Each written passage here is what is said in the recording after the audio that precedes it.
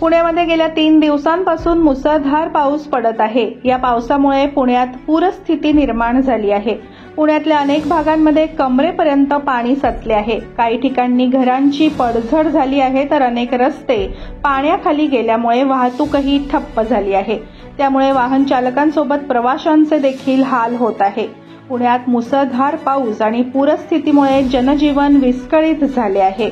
पुणे महानगरपालिका प्रशासनाकडून नागरिकांना मदत केली जात आहे। या पावसामुळे पुण्यामध्ये शाळांना सुट्टी जाहीर करण्यात आली आहे।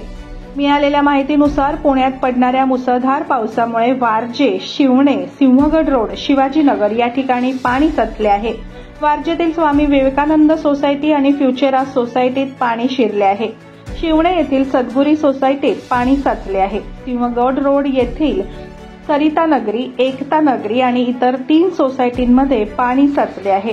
नदीपात्र रस्ता, रजपूत वीटभट्टी जवळ गंजपेठ तसेच चांदतारा चौकामध्ये कमरे इतके पाणी साचले आहे। अनेक वाहनं पाण्यामध्ये बुडालेली दिसत आहेत। किरकटवाडी ओढा परिसरातील रहिवाशांना सतर्कतेचा इशाराही देण्यात आलेला आहे, कारण पुण्यात पावसाचा जोर कायम असल्यामुळे ओढ्यांनाही पूर आलेला आहे।